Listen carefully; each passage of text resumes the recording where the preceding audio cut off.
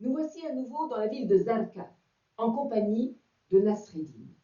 Nasreddin qui, une fois de plus, traverse une période particulièrement difficile du point de vue financier.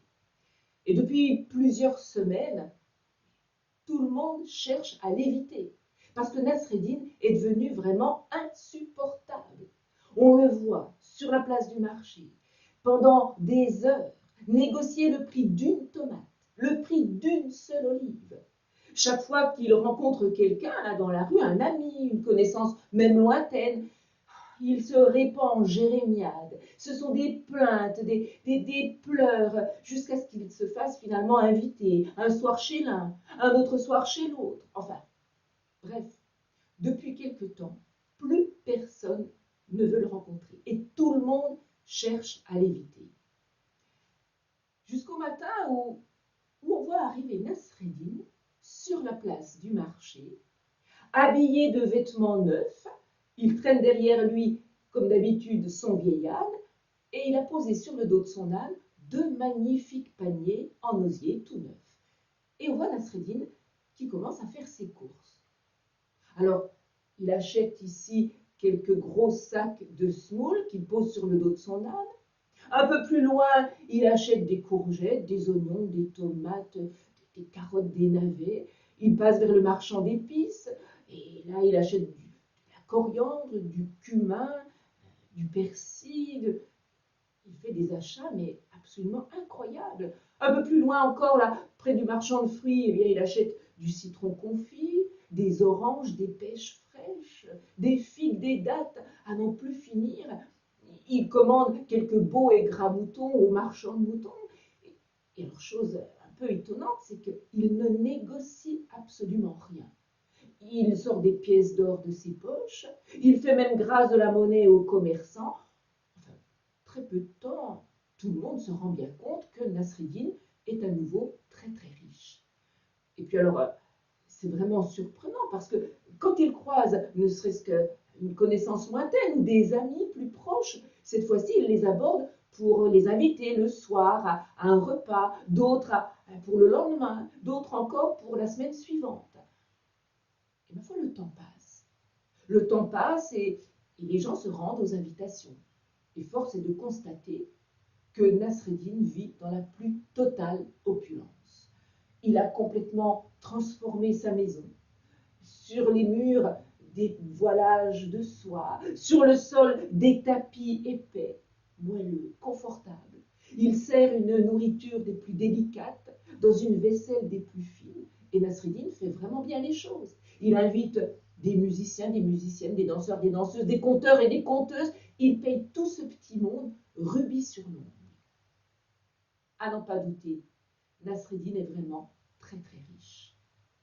Et évidemment, dans ce pays, le téléphone arabe marche très très bien. Donc les oreilles de notre grand calife en sont informées. Et notre grand calife est un homme d'un tempérament un peu soupçonneux. Quand il entend parler de Nasreddin devenu soudainement très riche, il se dit, mais on ne m'a pas dit que Nasreddin se serait enfin mis au travail. Je n'ai pas entendu non plus parler d'un héritage. Il n'a pas hérité d'un vieil oncle ou d'une vieille tante. D'où lui vient tout cet argent?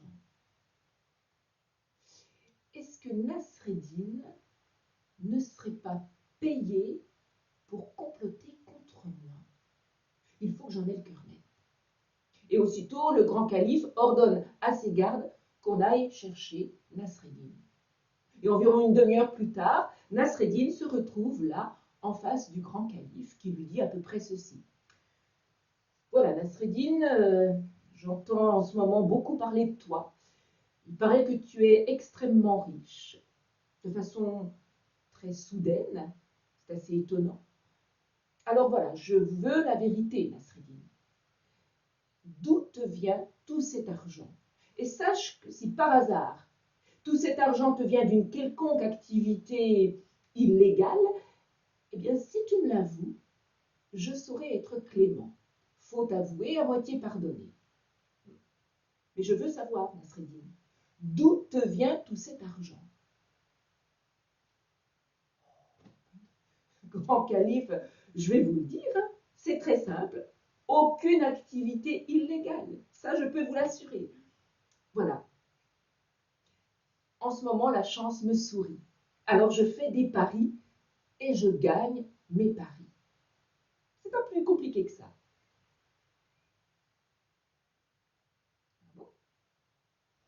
Et qu'est-ce qui peut me prouver ça? Eh bien, écoutez, si vous voulez, on peut parier. On peut parier tous les deux, puis vous verrez, je suis sûre de gagner. Bon, d'accord. Et alors, qu'est-ce que tu paries? Eh bien, grand calife, je parie avec vous 10 pièces d'or que demain matin, vous aurez un bouton sur la fesse gauche.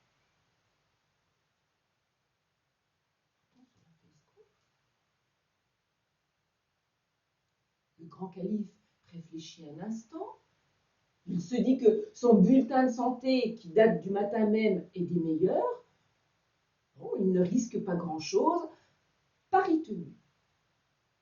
Et Nasreddin repart chez lui.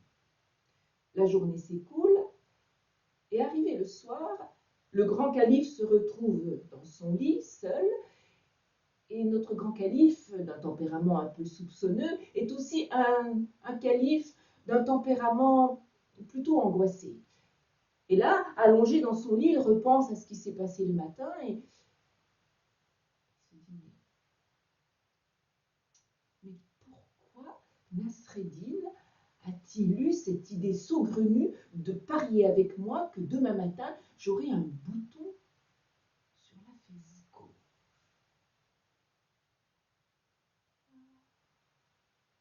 Ah oui, ah mais mon idée première était la bonne. Mais oui, ça y est, je commence à comprendre. C'est bien ça, Nasreddin est au courant d'un complot contre moi. Ce soir-là, on a dû m'empoisonner. Demain matin, j'aurai un bouton sur la fesse gauche. Demain soir, je serai couvert de boutons et après-demain, je serai mort. Je serai mort et non seulement Nasreddin a été payé pour compléter contre moi, mais en plus, il aura gagné 10 pièces d'or sur ma mort. C'est absolument abominable. Demain matin, aux premières lueurs, je lui fais couper la tête. Et vous l'aurez compris, notre grand calife, englué dans ses idées noires, finit par passer une nuit blanche. Le lendemain matin, au premier rayon du soleil, le grand calife se lève, il appelle un serviteur, il remonte sa longue chemise de nuit et lui demande de regarder. Regarde, dis-moi vite, est-ce que j'ai un bouton sur la fesse gauche? Dis-moi. Le serviteur s'approche, il regarde les fesses du grand calife et aussitôt il le rassure. Non, non, non, grand calife, vous n'avez absolument aucun bouton sur la fesse gauche. D'ailleurs, ni sur la fesse gauche, pas plus que sur la fesse droite. Vos fesses sont aussi roses que les fesses d'un nouveau-né. Ah, voilà notre grand calife rassuré et il ordonne qu'on aille chercher immédiatement ce bougre de Nasreddin. Et Nasreddin se retrouve, là, quelques instants plus tard, encadré par 2 gardes dans la chambre du grand calife. Et le calife lui dit, eh bien, Nasreddin, je suis absolument désolé pour toi. Désolé de te déranger si tôt le matin. Je sais que ça ne fait pas partie de tes habitudes. Et en plus, c'est pour t'annoncer 2 mauvaises nouvelles, Nasreddin. La première, c'est que la chance a tourné pour toi, mon vieux. Eh oui. Et la deuxième découle de la première. Tu me dois 10 pièces d'or, Nasreddin. 10 pièces d'or. Et à ces paroles, Nasreddin se jette à terre, à genoux, là, devant le grand calife. Oh, grand calife, grand calife, 10 pièces d'or? Mais vous vous rendez compte de ce que c'est, 10 pièces d'or? Enfin, vous, évidemment, vous dont la fortune est assurée jusqu'à la fin de votre vie, 10 pièces d'or, mais c'est rien du tout. Mais pour moi, pauvre Nasreddin, vous vous rendez compte? J'en aurai besoin peut-être après-demain, ou la semaine, ou le mois suivant. Enfin, 10 pièces d'or, 10 pièces d'or, mais c'est énorme. Oh non, 10 pièces d'or, mais... Oui, mais, et puis, je ne veux pas non plus remettre en question votre parole, grand calife. Non, c'est pas ça, mais je vous en supplie, grand calife. Je vous en supplie, laissez-moi constater moi-même. Ah ben si tu veux constater, eh bien constate, Nasreddin. Et le grand calife soulève sa longue chemise de nuit. Il tourne son auguste postérieur vers Nasreddin. Nasreddin s'approche des fesses du grand calife. Il ausculte le postérieur. Le grand calife redescend sa longue chemise de nuit. Il se retourne vers Nasreddin. Et là, Nasreddin est transfiguré. Il vient de se relever. Il est tout joyeux, tout content. Il a d'ailleurs déjà la main dans le fond de sa poche en train de chercher les 10 pièces d'or. Et le grand calife lui dit, mais qu'est-ce qui se passe, Nasreddin? Qu'est-ce qui se passe?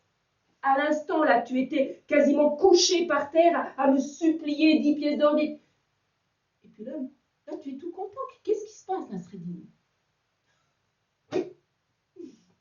Mais oui, grand calife, 10 pièces d'or. Mais qu'est-ce que c'est? Qu'est-ce que c'est quand on vient d'en gagner 50 autres? Qu'est-ce que tu racontes? Mais explique-toi, Nasreddin, qu'est-ce que tu dis là? Oui, grand calife. Figurez-vous qu'hier matin, quand vous m'avez convoqué, je savais à peu près pourquoi c'était. Et sur le chemin, il se trouve que j'ai rencontré votre vizir. Et j'ai parié avec lui 50 pièces d'or que s'il venait ce matin très tôt se cacher derrière cette tenture, il verrait le grand calife me montrer son cul.